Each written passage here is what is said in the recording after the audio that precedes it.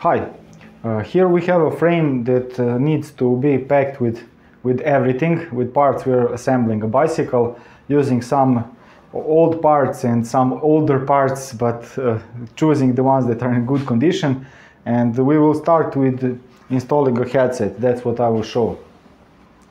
So when you're installing headset, you need to measure the diameters, the inner diameters of the head tube, and for your fork it needs to be matching that with the fork steerer tube diameter and the type of bearings. I wrote all those details on my website in the articles about bicycle headset standards and fork parts, what to measure, so I won't be going into that. Here I will just demonstrate the procedure for replacing these, that is for installing. We aren't removing any bearings here, any cups, and for installing the headset trace. And here this will be replaced. I will show how this is removed first. So we mount the new one and the new headset cups and all the bearings. And there are here there are two like alternatives or two options. Sometimes this bearing race is wider than the fork, and that means you can easily remove it with improvised tools. If it is not, then you need to I will link to an article of mine that explains the procedure when that is not the case. Here we will show how it's done when it's wider. And I'm using DIY tools, so I'll need a big screwdriver and a big hammer, and we'll get on with it. I'll put it on wood to not damage it, and I'll hold this against the bearing race and hit it with a hammer, not too strongly. Now I'll go to the other side and do the same to not punch it sideways. I want it to go off slowly, gradually in parallel, trying not to block the camera. Okay, checking it out.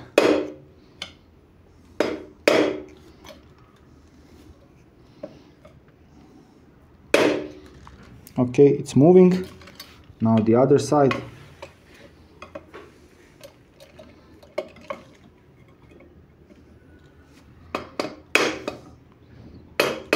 Okay, now it's moving. Now I can get my screwdriver between here and use it to remove it. I'm not sure this procedure is safe for carbon fiber forks, but for aluminum and steel forks it works okay, just with a bit of caution and patience. Okay, so the old bearing headset race is out. We will throw this away, it's pitted.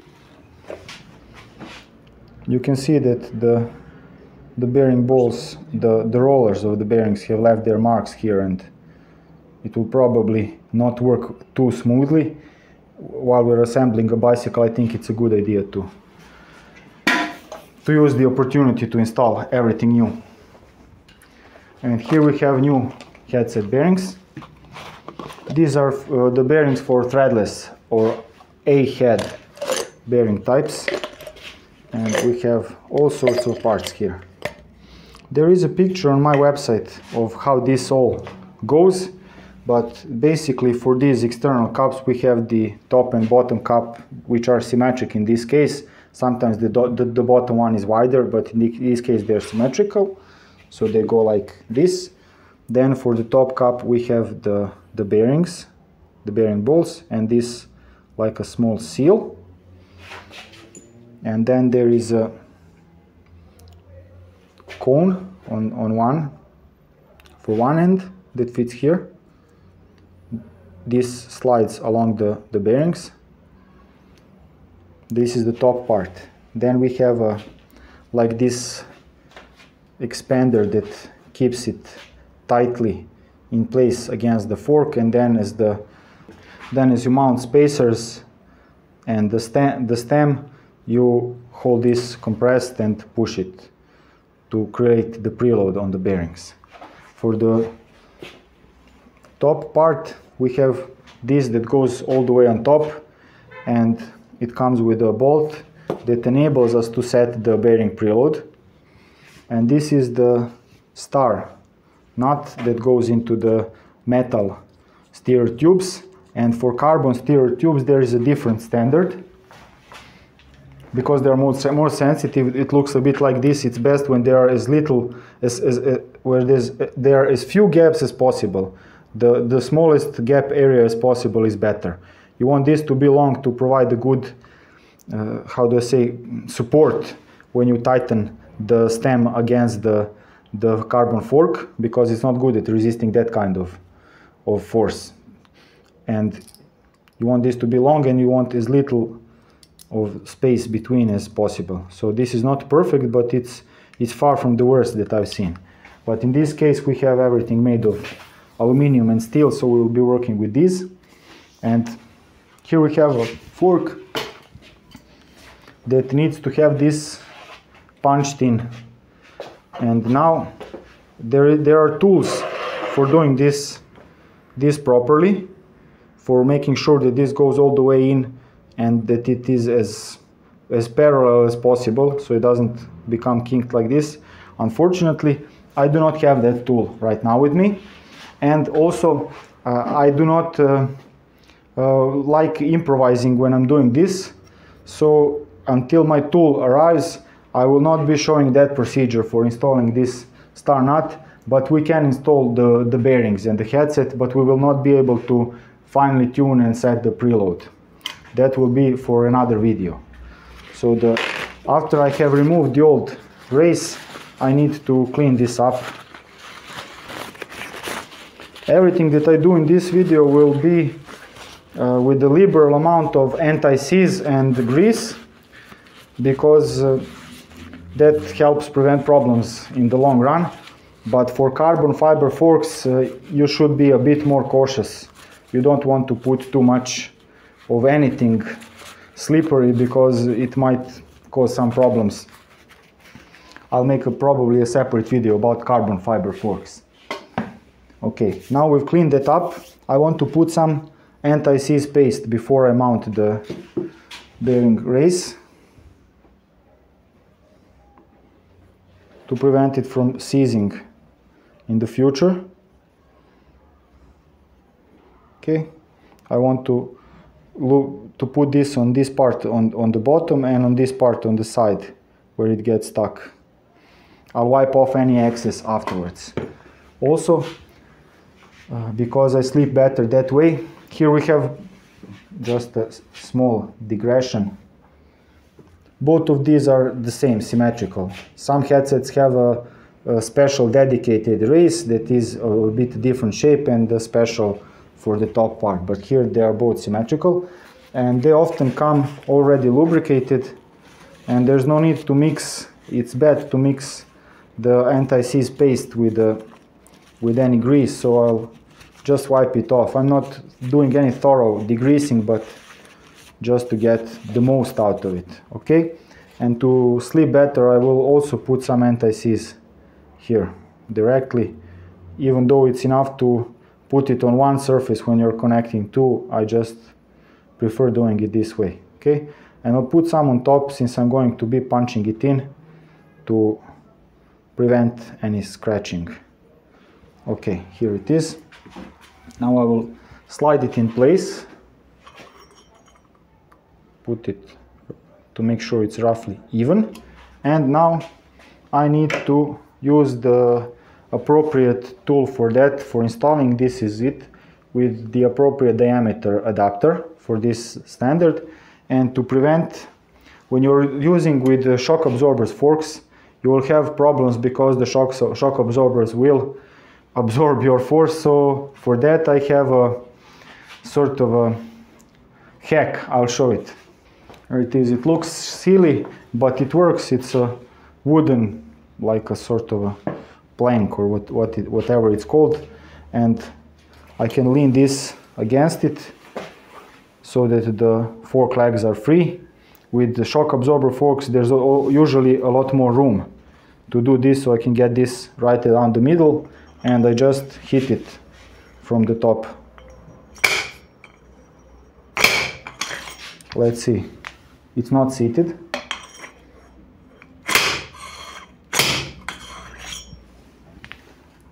Okay, almost there.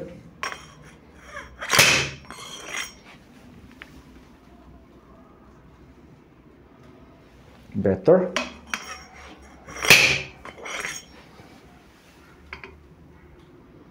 Okay, it's seated all the way. There's no any light, no room between, and it looks evenly all around. This is good, I'm happy with this. Just double checking to be sure. I think I'll hit it one more time just to sleep better.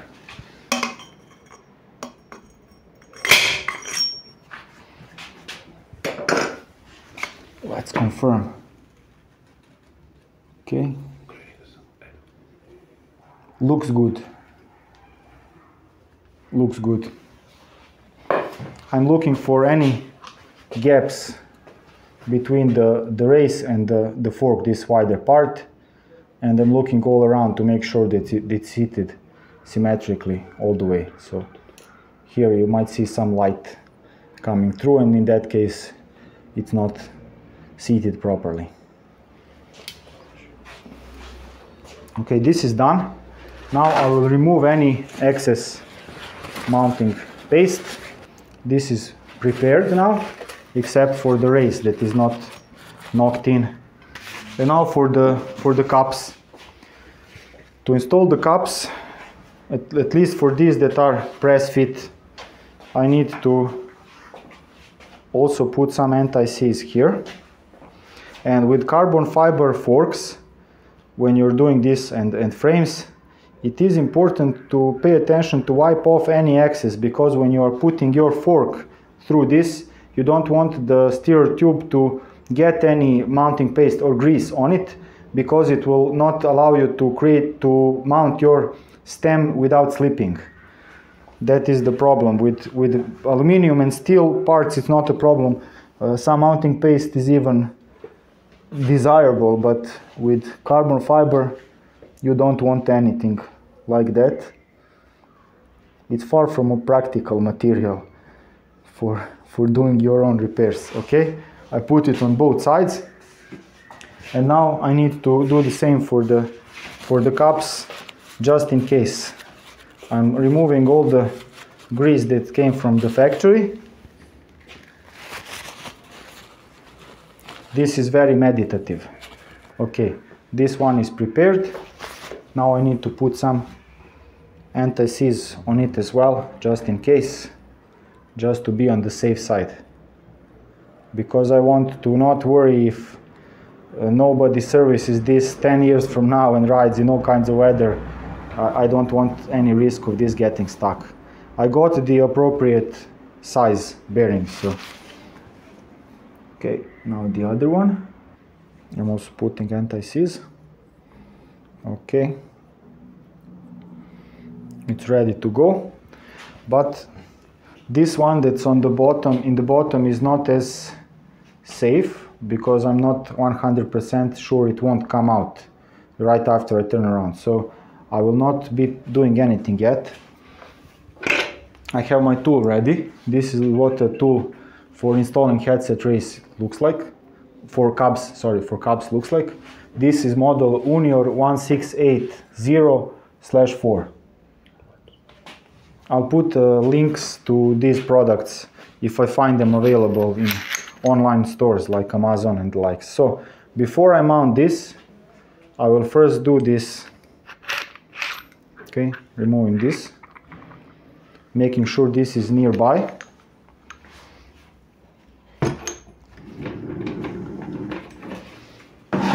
I don't know how to make this not awkward, but this is how I do it. Okay, so I'm putting this in place, making sure that it's parallel to the top one, getting them roughly parallel and stuck to a certain degree. Then I'm inserting this, holding it in place, and then I place this from the top. Here this has a mechanism for locking. This has a locking mechanism that I need to keep pressed so I can push this through. And this top part, okay, that goes inside. Okay, And now I want to make sure that this is locked. Here, this is what I was talking about. Okay, this has entered now the slot here, the nearest one, and this came out. Okay, so I will start turning this and getting this roughly in place where it needs to be. Some people recommend installing one at a time. I've had no problems installing both at the same time, just making sure that everything is nice and centered. And now I need to tighten this and it will press them in place. You can see them moving here. This gap here will get reduced. Doing it nice and smoothly, slowly, making sure that they are going in without any kinking or any problems like that. In that case, I will stop and take a step back to see what it's about and maybe do one at a time. But this is going smoothly.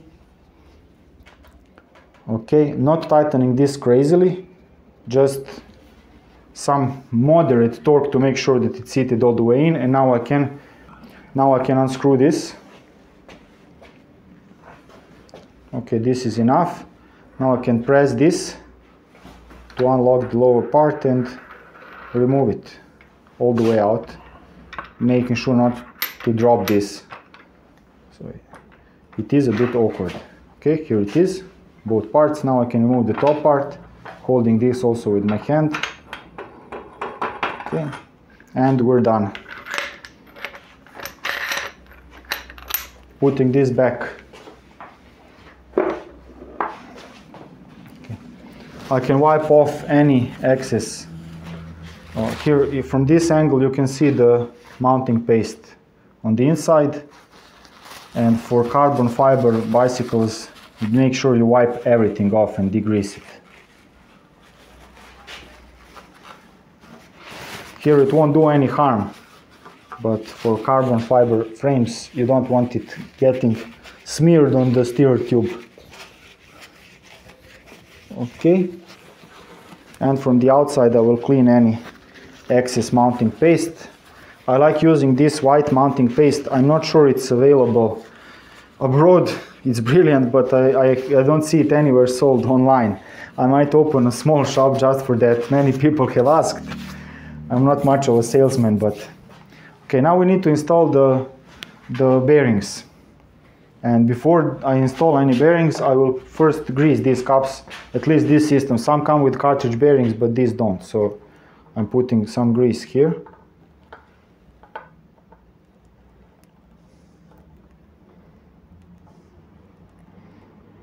And I'll do the same for the bottom one, which won't be visible in the video.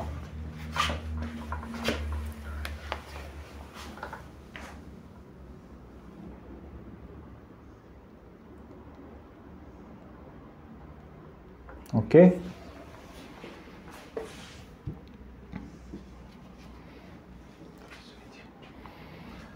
Now, important thing that can be forgotten or omitted. Many of these headsets come with some sort of like seals for dust, and this one goes in the bottom, and sometimes there's another one for the top. Sometimes they're different, sometimes not. In this case, this that goes on the race needs to be installed before I put this in. Otherwise, I won't be able to install it later. So I must not forget to put it in. Okay. So I've mounted it. Gravity holds it in place. And now I need to install these bearing bolts. Again, some come with cartridge bearings, but these one are with bearing bolts. And I will now wipe off just roughly wipe off the factory grease. There is a bit of it, but this is highly compatible grease that I'm using, the lithium complex grease. I got an article on bearing greases, so I'll also link to that in this article's description, this video's description. I'm putting it around the bearings. I will smear it around.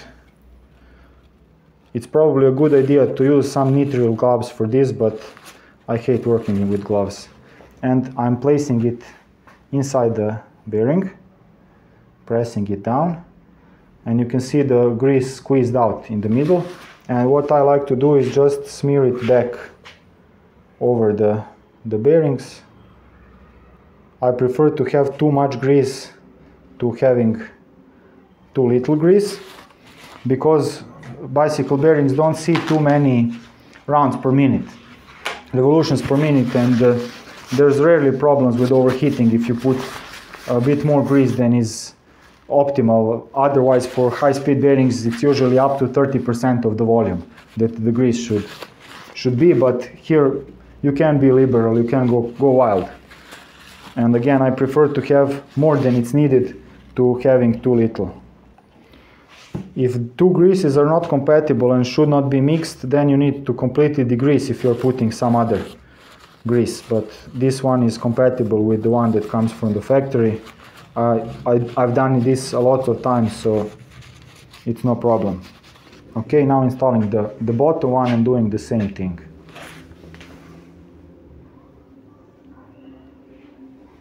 Now for the top part, we should also, we have the bearing race.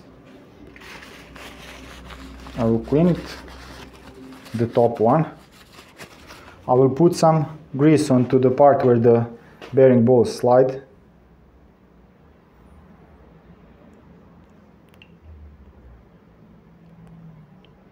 Everything is greased already, but I don't mind overdoing this. For carbon fiber parts, you should be very careful not to put too much grease, because anything that gets squeezed out might contaminate the steer tube and you might be in trouble.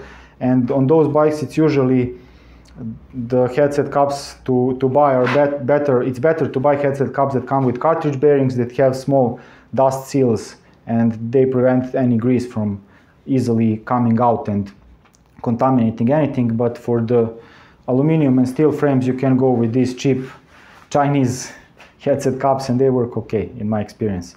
I will put this now on top, but before I do that, as we have done with the bottom one, we need to do that here as well. So this goes like this.